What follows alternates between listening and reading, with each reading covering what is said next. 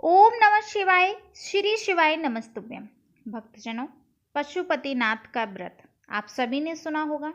पशुपतिनाथ व्रत एकमात्र ऐसा व्रत है जिसको पूरा करने से आपकी जो भी मनोकामना है, जिस भी मनोकामना को लेकर आप व्रत रखते हैं, 3 महीने के अंदर बाबा आपकी मनोकामना पूरी कर देते हैं। शिव पुराण में वर्णित है कि पशुपतिनाथ का व्रत कैसे करना है, किस प्रकार करना है, और पशुपतिनाथ व्रत को लेकर बहुत सारी अवधारणाएं बन गई हैं। बहुत से लोग अलग अलग विधि द्वारा बताते हैं। चलिए जानते हैं आज की इस वीडियो में पशुपतिनाथ का व्रत किस प्रकार रखना है और कैसे हमें सुबह की पूजा करनी है। इस छोटे से वीडियो के अंतर्गत आप सभी जानेंगे कि महादेव की कृपा से आप कैसे व्रत को संपूर्ण कर सकते हैं। चलिए शुरू करते हैं। सबसे पहले आपको यहाँ पर सामग्री एकत्रित करनी है। सामग्री में क्या होना चाहिए? बेलपत्र, धतूरा, आक का फूल, समीपत्र, पुष्प, पंचामृत, दूध, दही, शक्कर, घी और शहद। इसके साथ साथ मिष्ठान सुबह के पूजा में, और उसके साथ एक दीपक, अक्षत, धूप, दीप, रोली, चंदन, अबीर, गुलाल।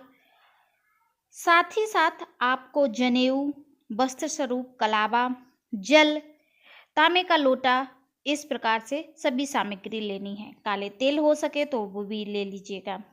ये सामग्री आपको इस प्रकार थाली में सजानी है कि शाम की पूजा के लिए भी सामग्री आपको अलग से ना लेनी पड़े। इसी सामग्री से आपको शाम की भी पूजा अर्चना की करनी है। इस प्रकार से थाली को सजा लीजिए।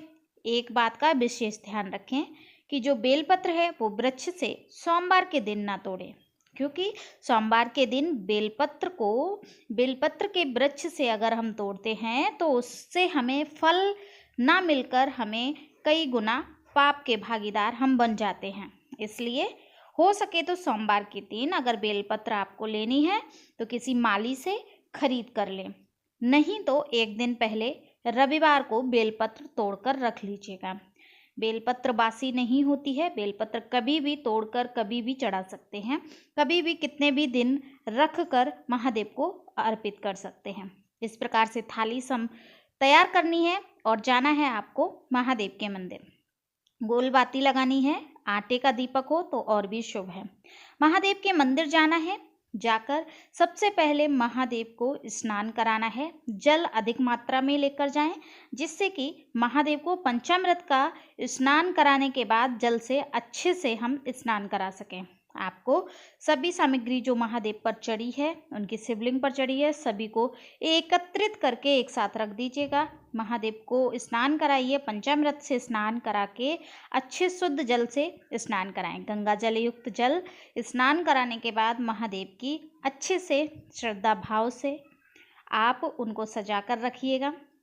फूल, दीप, घी, बाती सब कुछ ले जाकर अच्छे से महादेव को सजाइए। मन से श्रद्धा भाव से अपनी मनोकामना बोलिए। सबसे पहले आप स्नान कराने के बाद जनेऊ पहनाएं। जनेऊ के साथ कलावा, बेलपत्र चढ़ाएं, फूल चढ़ाएं, अक्षत चढ़ाएं और इस प्रकार से पूजा अर्चना करें। उसके बाद जो दीपक आप लेकर गए हैं, कपूर की बाती जो आप कपूर लेकर गए हैं वो भी जलाइए, उससे आरती कीजिए। एक दीपक जो लेकर गए हैं उससे आरती कीजिए। जो भी आप भोग स्वरूप लेकर गए हैं प्रसाद, उसको भोग लगाइए। शाम की पूजा में आप जो भोग लेकर जाते हैं उनके 3 भाग करने होते हैं, 6 दीपक लगाने होते हैं। तो शाम की पूजा हम अगली वीडियो में बताएंगे। इसमें आपको इस प्रकार से महादेव की पूजा करनी है। जो आप रोली लेकर गए हैं वो माता अशोक सुंदरी को, और जो हस्त कमल है जहाँ पर माता पार्वती विराजमान है वहाँ पर लगाना है। महादेव को रोली नहीं लगाना है, महादेव को सिंदूर नहीं लगाना है। इस प्रकार से आरती करनी है।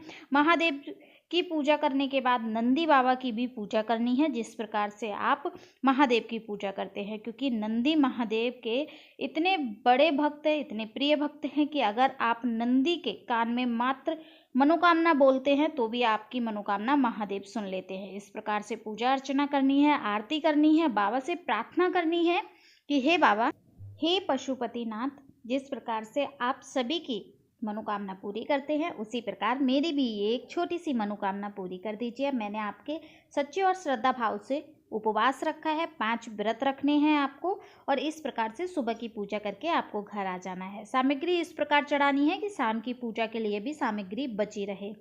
आप देखेंगे आपके 5 व्रत ना हो पाएंगे पूरे, उससे पहले बाबा आपकी सुन लेंगे। जानकारी अच्छी लगी तो कमेंट में एक बार हर हर महादेव अवश्य लिखें। मिलते हैं दूसरी जानकारी के साथ, तब तक के लिए श्री शिवाय नमस्तुभ्यम।